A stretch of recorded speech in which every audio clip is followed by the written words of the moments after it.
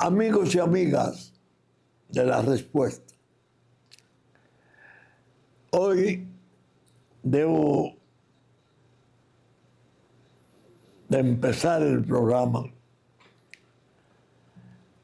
citando mi visita a la Junta Central Electoral el día miércoles. Fui acompañado de mis hijos y algunos dirigentes del partido conforme a la invitación. La Fuerza Nacional Progresista. Y me quedé fascinado, sorprendido al principio y después fascinado por el grado de organización y la destreza evidente de un personal trabajando con equipos ya de tecnología avanzada. Y la cédula, señores, me quedé esperando las explicaciones que me hacía el presidente de la Junta, que fue muy gentil, el doctor Román Jaques, y ahí aumentó mi admiración por el paso que se ha dado con la nueva cédula. Los alcances, las posibilidades de este pequeño documento, además de la identidad, su seguridad, son increíbles. Creo que hemos dado un paso muy positivo. Y para el país, según va, esto era imprescindible. Había que hacerlo porque ya el otro documento había sido de un modo u otro muy penetrado, muy ensombrecido. En este, la cuestión va a ser más delicada para ensombrecerlo. Felicito, pues, al presidente de la Junta Central Electoral, a los demás miembros de ese organismo y a todas las muchachas y jóvenes que están detrás de los aparatos de fotos, de huellas, de cosas fantásticas. Me sentí orgulloso de ver la Junta Central Electoral de mi país. Tenía mucho tiempo que no iba.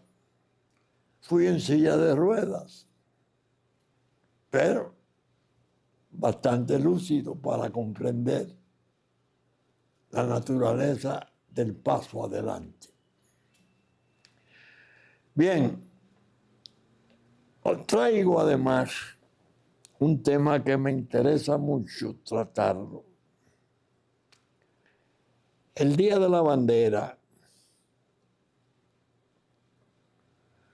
el Listín Diario tuvo una participación sencillamente brillante. Un diario del peso del Listín, histórico, metido plenamente en el mes de la patria, en el Día de la Bandera. Y su director, mi amigo de siempre, Miguel Franjul, pronunció un discurso que a mí me interesó mucho, porque lo que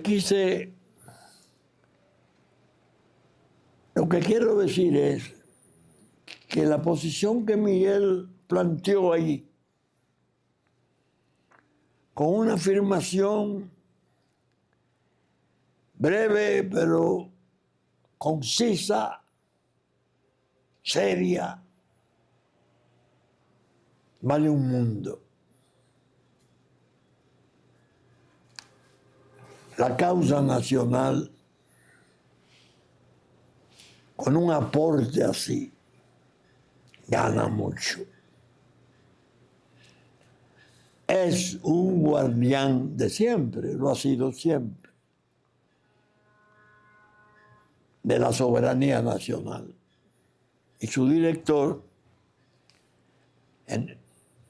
Miguel Franjul, afirma que hay señales de conspiración contra la soberanía nacional. Y ahí explica el propio Listín, la crónica, cómo fue. El discurso fue interesante y es clara la disposición, como siempre, del Listín, de no recular, de mantener. Aquí está el discurso íntegro de Miguel. Interesante, pero esa sola versión, señales de que hay intentos conspirativos. Muchos me dirán, bueno, pero usted está elogiando algo que es menos enfático de lo que usted ha venido planteando y sus hijos desde hace 20 años. No. Este no es un tipo de lucha para yo hice más, yo hice menos. Ahí lo importante es la integración. Lo que él dice ahí es una especie de síntesis de lo que nosotros tenemos 20 años planteando. Yo le llamo trama más que conspiración, porque están los organismos internacionales, OEA, ONU a la cabeza, con sus tentáculos, ACNUR, la Comisión Interamericana de Derechos Humanos, que son los instrumentos quirúrgicos de ellos para los arietes, para hacer sus maldades o salir de su compromiso a como dé lugar. República Dominicana, sí, bueno. El de OEA dijo aquí cuando vino la primera vez, en un secretario general que tuviera, que no es el de ahora, don Luis Almagro, con mucha franqueza. Yo nunca he visto dos naciones en una sola isla. Fue un gesto de franqueza y nosotros lo agarramos y lo trituramos. Yo le hacía una alusión un poco irónica y sarcástica, diciéndole a don Luis Almagro, pero usted ha ido al Mediterráneo, y usted sabe, de Chipre, usted sabe la guerra allí, turco-chipriota, es una pequeña isla. Nosotros tenemos aquí 200 años casi 200 años, establecido en el este de esta isla y Haití en el oeste de esta isla. Tenemos historias en paralelo. Hemos tenido intereses contrapuestos, hemos tenido guerras por años. Nosotros nunca hemos invadido allá ni no hemos querido establecer allá nunca. Ellos incesantemente, forzados por las circunstancias, porque en verdad el pueblo haitiano ha sido una víctima tremenda de esa comunidad internacional. Miguel lo hace en una forma prudente, él es director diario, no puede comportarse como un político libre que puede hacer afirmaciones ríspidas, como es el caso nuestro. Yo le llamo trama, y a las Naciones Unidas le llamo una trama, una cueva de maldades. precisamente, ya tenía señalado para el programa de hoy una pregunta que yo publicara en el 25 para reproducirla en la pregunta que viene. Y ya la vi antes, la que se refiere a la declaración de que Haití era inviable como Estado, hecha meses después de fundada la Organización de Naciones Unidas, cuando era Naciones Unidas, en el 48. Y después puesto toda su larga vida de dictadura, de desorden, hasta llegar a este punto en que el Estado desapareció. Pero desapareció el ejército, que era mal que bien un control. Tenía luces y sombras. Había sido penetrado gravemente por el narco, pero se podía depurar porque tenía una oficialidad bien entrenada, algunos de ellos formados en Saint-Cyr, la Escuela de Guerra de Francia. Bueno, disuelvan eso. En cambio quedaron las pandillas criminales. Después de un magnicidio, ya ustedes saben, desórdenes, miles de muertos. En el 25, en el 26, dice una publicación de hoy que voy a explicar. En el 25 fueron 6.000 muertos. En total, 40.000 muertos según las estadísticas de Naciones Unidas. La Comisión de Derechos Humanos puso 10.000 porque sabía que lo que ella estaba proponiendo era una barbaridad contra la República Dominicana. Y en la medida que aumentan las víctimas y se convierte en genocidio total, menos calidad tiene quien desconoce eso para alegar algo como lo que ellos han propuesto, quitándonos o pretendiendo quitarnos atributos de soberanía, nacionalidad, integridad territorial, un desastre. Miguel Franjul, enhorabuena, bienvenido. Esa es una posición muy favorable para el país. Y no tengo dudas de que será mantenida con firmeza como siempre. Así pues que es una situación destacable en el programa. Y debo decir esto, aquí tengo en mis manos esta conferencia mía. Se titula Una doctrina penal y dos miedos sociales. Miren que me tiene en el anverso, reverso, en foto, con lente, cuando yo estaba más joven, claro está. Y traje 2 ejemplares, porque se la voy a enviar a 2 amigos. A Miguel Franjul, que ya he citado por su posición patriótica, y a mi amigo Fabio Cabral, subdirector del diario. Ellos no son abogados. Esta es una conferencia técnica que yo dicté en la Universidad Central del Este por primera vez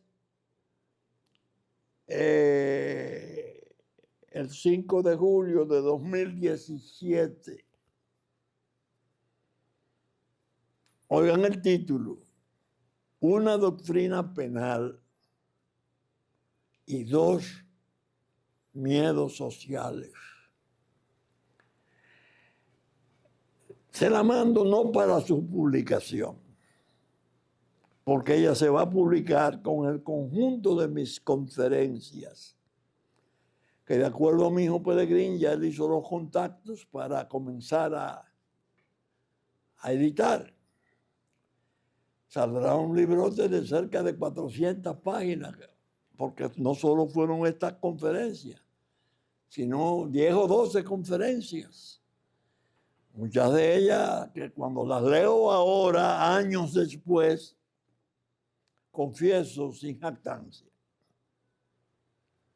que me siento bien, me alegra. Déjame ver, esto es del 12, esta es del 14, esta es, qué bueno es uno ver en el tiempo, eso gracias a mi vida larga, que yo dije entonces. Entonces, a caramba, sí. Lo dije. Qué bueno. Eso indica coherencia, cadencia en el pensamiento y en las convicciones de quien escribe. ¿Por qué le la voy a mandar a ellos si no se va a publicar? Ellos que no son abogados. Pero es necesario ayudarnos en las interrelaciones, desde el ciudadano más humilde al más importante, tejer conciencia nacional. Dos miedos sociales indican, que yo sostengo ahí, que la sociedad nuestra, después de finalizada la dictadura de Trujillo, es explicable, muy explicable, que la sociedad sienta miedo de lo que llamo ahí la tiranía vertical. Acababa de pasar 30 años.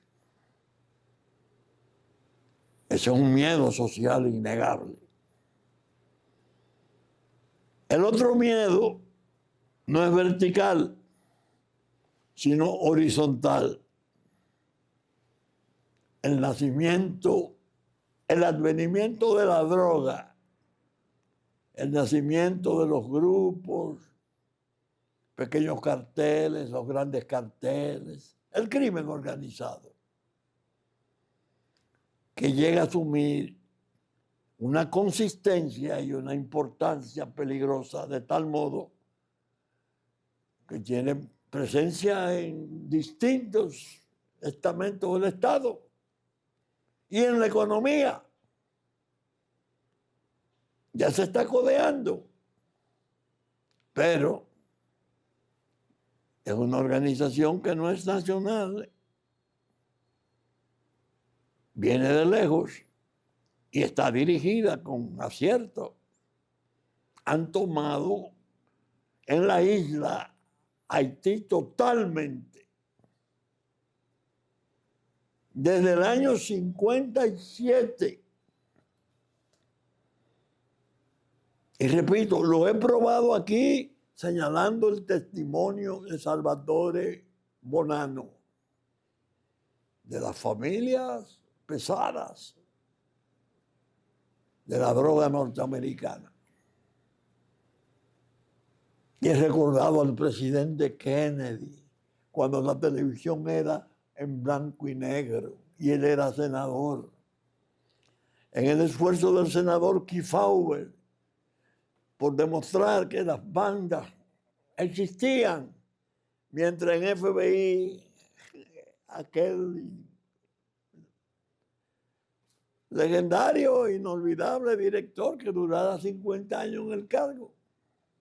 En Estados Unidos 50 años duró dirigiendo la FBI, Hoover.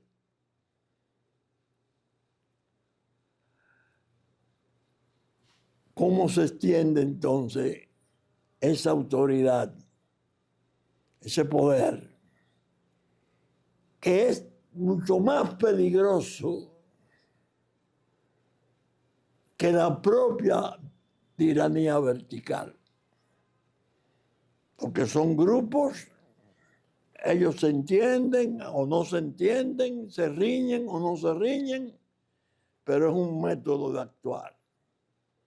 Las bandas, los grupos, los sicarios, las muertes, y lo controlan la sociedad y atemorizan la justicia. Y atemorizan de verdad a la propia autoridad, a la ley. Y tienen mecanismos para trabajar invisibles, que si uno lo menciona, le van a decir, yo no consigo eso, yo no admito eso. En el seno de los poderes públicos, para buscar acomodamiento, garantía, seguridades para sus operaciones, que son horribles, que han determinado la muerte y la pérdida de seres humanos en la adicción por millones. Y ellos impunes y creyéndose respetables. No creyéndose, no, comprobando que son muy intocables. Un periodista o dos periodistas como eso en un diario importante, yo les voy a enviar esto. Que lo repartí, se lo envié a algunos amigos, incluso magistrados, amigos, porque las conferencias que se van a editar, la mayoría, todas se refieren al Código Procesal Penal. Cuando yo hacía reserva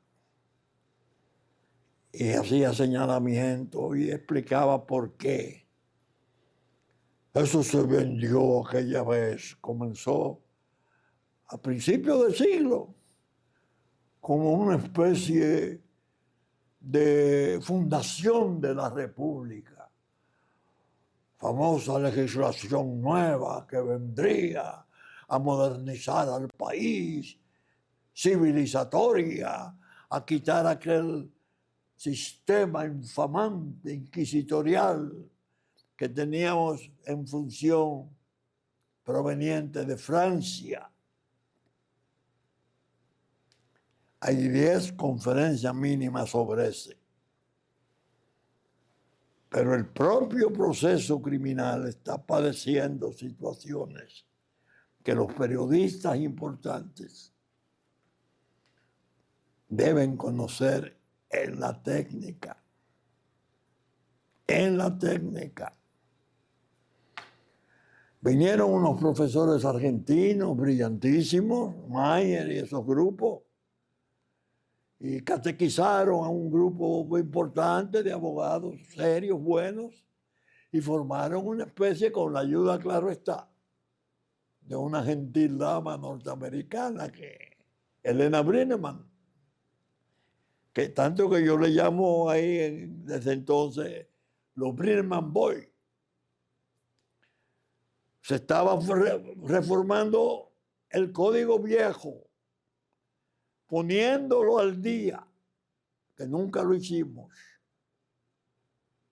para que coincidiera con los avances de Francia. modernísimo el de Francia, actualizado totalmente. Y ese es una comisión que presidía el distinguido amigo César Pina. Lo fue a someter al Congreso. No es eso. Aquí está participación ciudadana y esos grupos. Era Elena Brineman, la embajada. El sistema inquisitorial es una obsolescencia, da vergüenza. Nosotros formados abogados y tantos maestros inolvidables que nos dieron cátedra, que ejercían funciones en Suprema Corte de Justicia, en Procuraduría, nos formamos en el otro. Estábamos contentos porque lo iban a actualizar. ¿Cómo hizo Francia? Y yo me preguntaba, pero bueno, Francia ha dejado de ser una sociedad brillante, una madre de legislaciones. No, por Dios. No traigan el sistema adversarial, acusatorio, sajón, que no tenemos. Primero, la cultura para sus garantías. Y le citaba al maestro Jiménez de Azúa, que a esos mismos profesores argentinos, él fue que los enseñó en Córdoba, un inmortal del derecho penal del mundo, cuando decía, la técnica jurídica puede hacer muchas cosas, diseñar los tipos de infracciones, pero hay que aguardar la respuesta de la vida. No decía ni siquiera de la sociedad, no de la vida. Efectivamente, nosotros hemos tenido respuesta. Sobre 40.000 rebeldes en materia criminal que no son procurados y que no se puede seguir su proceso en su ausencia. Barrida la contumacia que tenía el otro. Una serie de argumentos falsos. Que la contumacia era una violación de la presunción de inocencia. No es verdad. Mientras el sujeto estaba rebelde, desacatando, se le condenaba a la pena máxima. Una vez fuera apresado o se presentaba, no había pasado nada. Se iniciaba el proceso. Bueno, esto de los periodistas lo voy a repetir con otros amigos que están en el seno del periodismo. Porque hay que ayudarse a comprender las cosas. El eje de esa conferencia es la llamada doctrina del derecho penal del enemigo. Un profesor alemán de la Universidad de Bonn desarrolló una teoría preciosa y un autor español, tendría que localizar su nombre, le dedicó un libro a su maestro y ahí encontré primores de lo que significa el peligro del crimen y el interés social. Una política pública que no tenga el instinto y la visión para saber cómo está la sociedad para recibir una legislación penal, una modificación estructural, corre peligro la sociedad, se desquicia. El que no corre peligro es el crimen organizado que está detrás, invisible, pero poderoso. De manera que este era un tema que yo quería plantear antes de pasar a este de otro interesante. Ustedes me oyeron en el pasado programa hablando de Donald Trump. Y yo sostengo que Donald Trump es inevitable, insustituible como noticia. Es la noticia mundial. Está en todas partes. Ay, Dios mío. Ahora, con su junta de paz, 8 o 10 estados importantes, especialmente del lejano oriente, cercano oriente. Egipto, Arabia Saudita, Qatar, Indonesia. Europa no quiso entrar. El Vaticano no quiso entrar. Mi iglesia. Rusia dice que va a mandar $1.000 millones para la recomposición de Gaza, la reconstrucción. Trump manejando el asunto con la esperanza de que van a reconstruir a Gaza en una forma esplendorosa. Pero todos tienen el temor de que la rebeldía de la vieja guerra, de la guerra interminable de Hamás,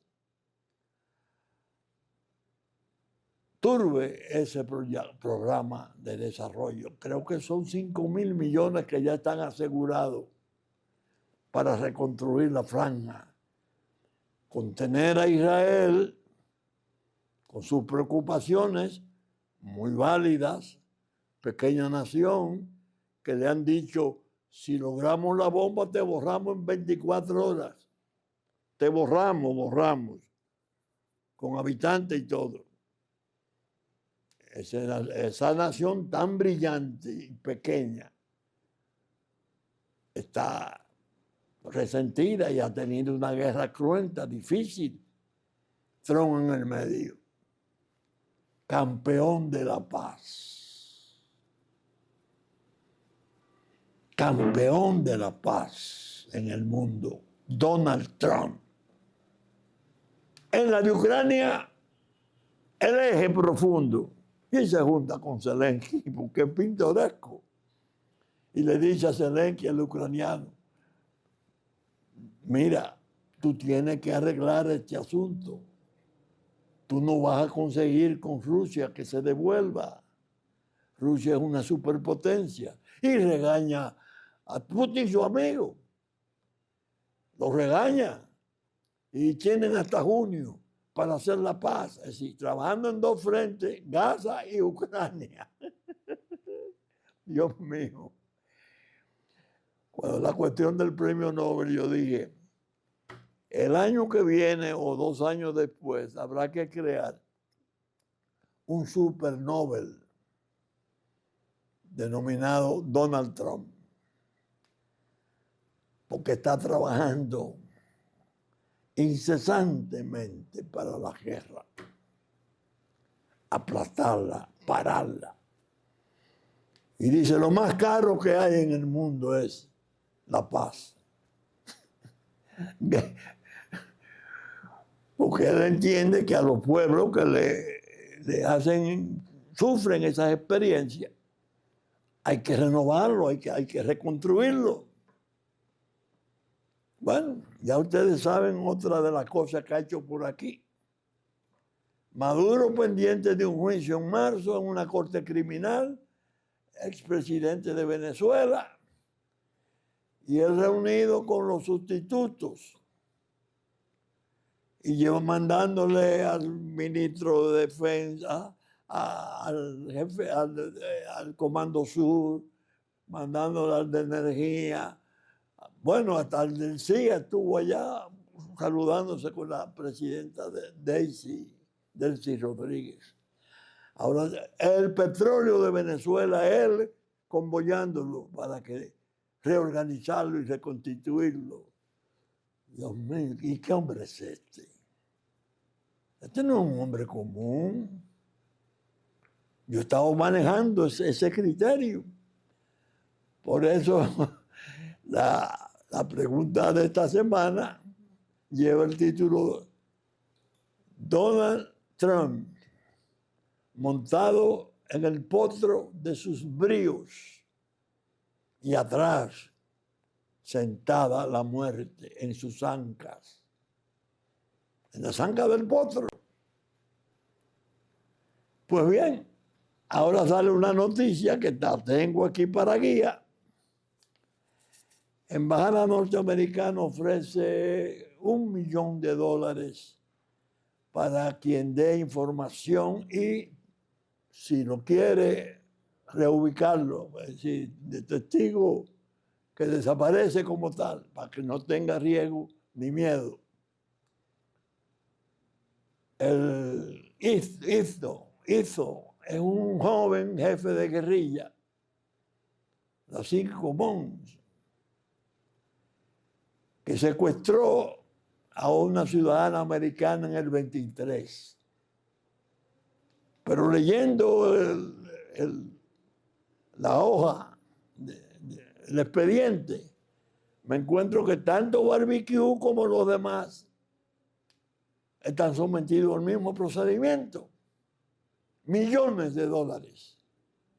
$1 millón, creo que Barbecue sale un poco más caro, está en 3. Y bueno, pero eso no ha funcionado. Está bien. No ha funcionado, es la expresión.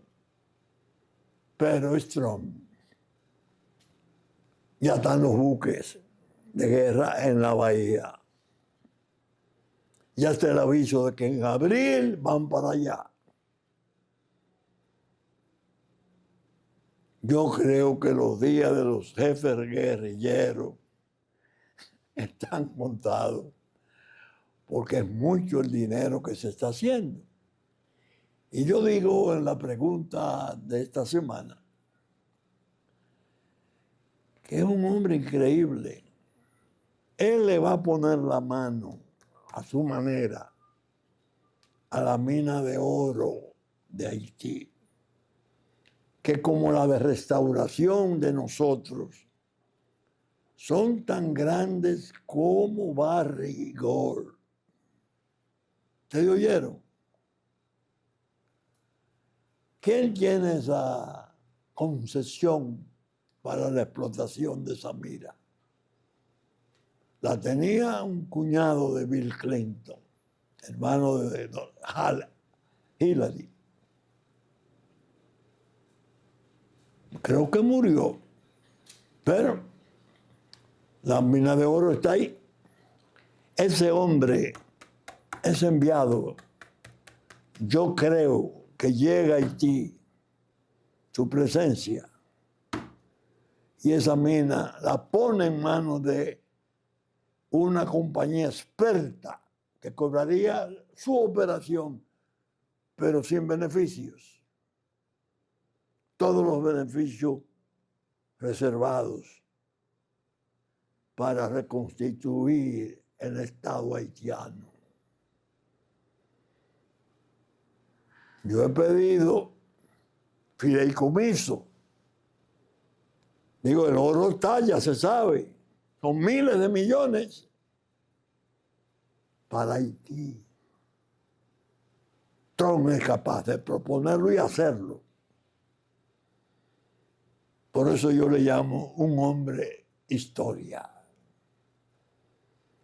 Y me río de aquellos que viven insultándole, creyendo que es un pasacantando, un charlatán, ha puesto a su país en un tiempo tan difícil como la potencia de siempre. Pero al mejoramiento de los pueblos en desgracia, atacar el sojuzgamiento de la droga declarada terrorista, oigan, involucrando sus propios medios de defensa, porque ya le está afectando sobre todo el atila de las drogas que ha pasado a ser el fentanilo, que le ha devastado cada año 100,000 bajas más baja que las 3 guerras últimas de Estados Unidos. Ustedes están oyendo. Entonces, ese programa, yo tenía que traer a ese señor. Él hizo haitiano, un jovencito, parece casi adolescente. Está ahí, pendiente de que digan, está en tal parte, porque ellos lo van a ir a buscar. Como buscaron a Maduro. Ustedes están oyendo. Esa es la realidad que tenemos. Entonces, está acompañado en una forma admirable. Yo no me canso de decirlo. Precisamente en esta semana, el domingo pasado, yo oí mejor, y ya lo tengo para leerlo, un discurso que pronunciara Marcos Rubio en Múnich, en Alemania. Señores, pongan atención a ese equipo que anda con Trump para que ustedes puedan medir prudentemente de qué se trata. Aquí está el discurso. El secretario de Estado de Estados Unidos, Marcos Rubio, en la Conferencia de Seguridad de Múnich, 14 de febrero, el Día del Amor de 2026. Una joya. Una joya. Ese muchacho tiene una firmeza. Y a medida que iba pronunciando el discurso, explicando el ataque a Occidente, parecía un autor, como hay libros importantes. Pellegrini me trajo uno que ya yo no lo puedo leer por razones especiales. Hablando no de choque de civilizaciones, que eso lo leí yo, los peligros de Occidente, cómo Estados Unidos y Europa tienen que reagruparse.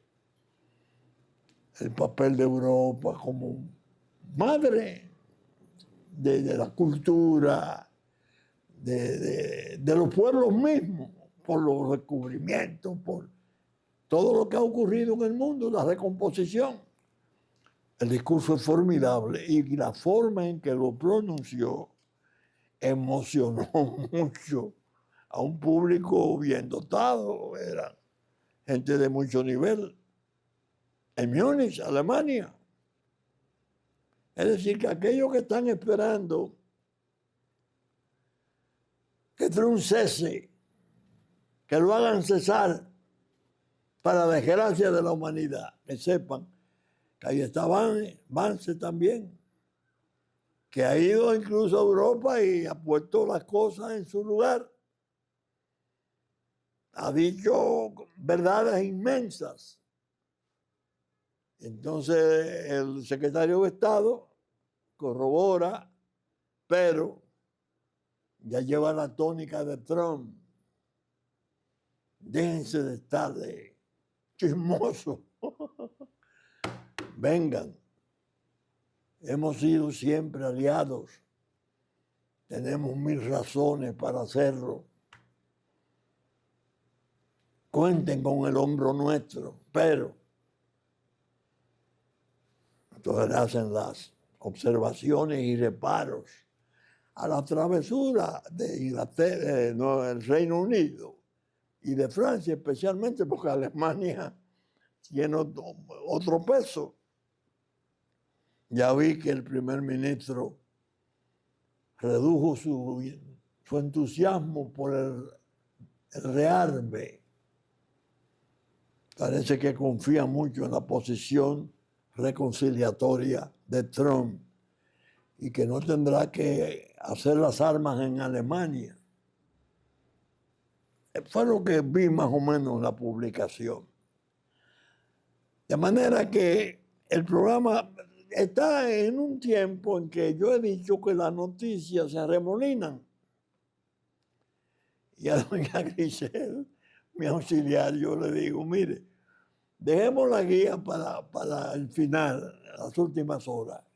Búsqueme este material, porque yo no sé qué otra cosa va a aparecer que necesito tratar. Pero si ya tengo una guía que me amarre, me queda a mí como un refrito.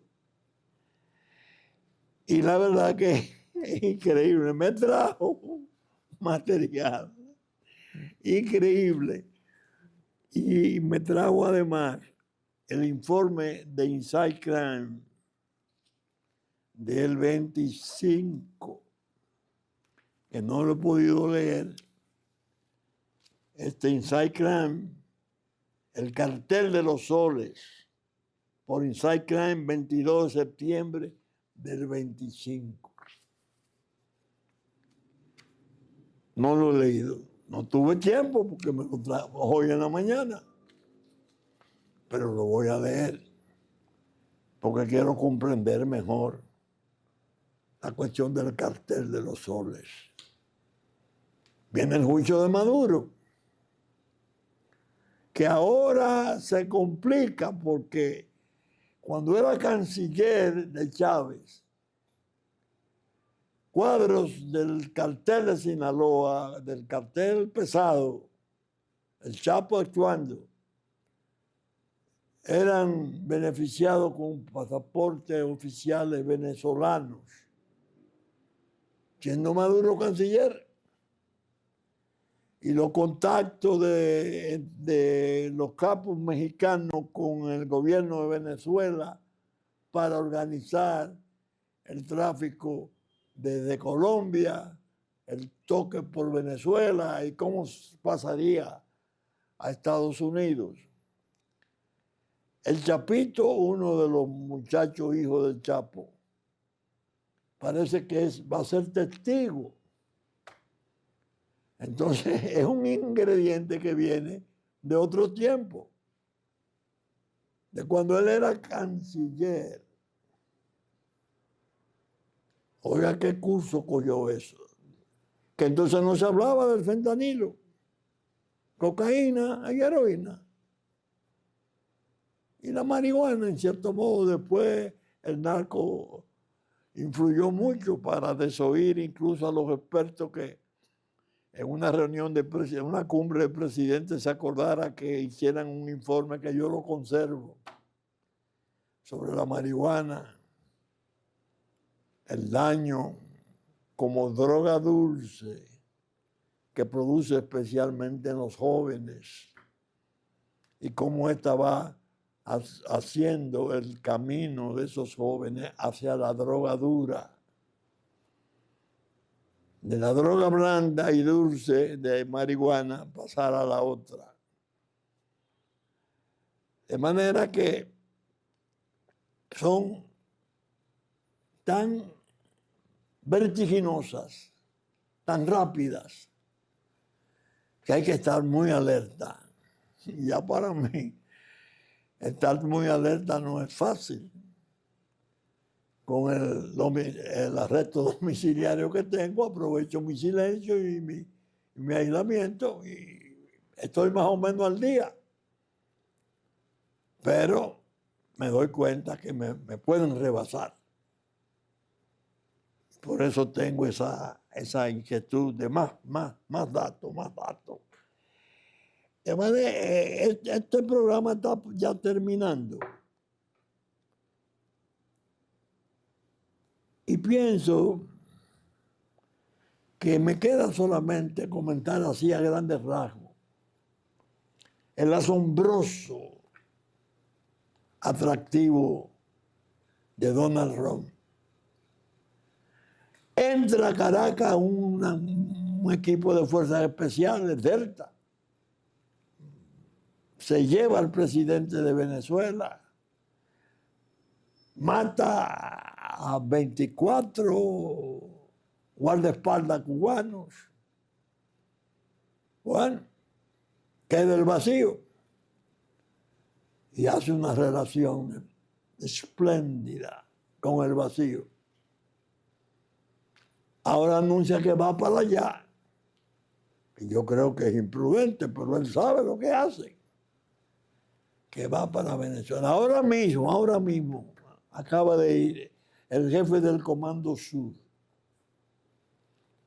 que parte del cerco para tener encuentro con el mando venezolano y ver cómo rearticulan los mandos. Todo porque están pendientes de que hay que desmantelar el cartel de los soles, que va de personal menor de soldados hasta generales. Hay que identificar eso, la CIA está ya mudada. Pero trabajando con venezolanos, con autoridad venezolana. Van a firmar un acuerdo, Delcy, y no sé cuál de ellos, el ministro de Energía, creo, porque el petróleo lo están negociando en favor de Venezuela. Lo que yo digo del oro de Haití. Lo de Cuba. Están negociando con un nieto de Ángela Castro, la hermana mayor de Fidel Castro, que lo describen preparadísimo en el campo de la economía y cosas. No figuró nunca hijo de Raúl. No, hijo de Ángela, nieto de Ángela Castro. Y además Alejandro, el militar, que tiene a Díaz Canel como su amigo y de Raúl para tratar Cuba, que es un expediente especialísimo y delicado. Observen cómo ese hombre, Donald Trump, está regado por el mundo. Pero bien, ¿saben ustedes que estamos saliendo por Super Canal? Domingo a las 11 de la mañana en nuestra versión central. Que asimismo, por su canal 33 de Claro, que asimismo Teleimpacto a las 12 del mediodía nos reproduce como a las 3 de la tarde y las 9 de la noche de domingo. Y que a partir de las 12 del mediodía estaremos ya en YouTube. Creo que nos esperan sucesos importantes. Ojalá aquí sigamos consiguiendo incorporaciones tan valiosas en esa lucha como la de Miguel Franjul, que expliqué en la primera parte del programa. Hasta el próximo fin de semana, si Dios quiere, y muchas gracias por su atención de siempre. Gracias.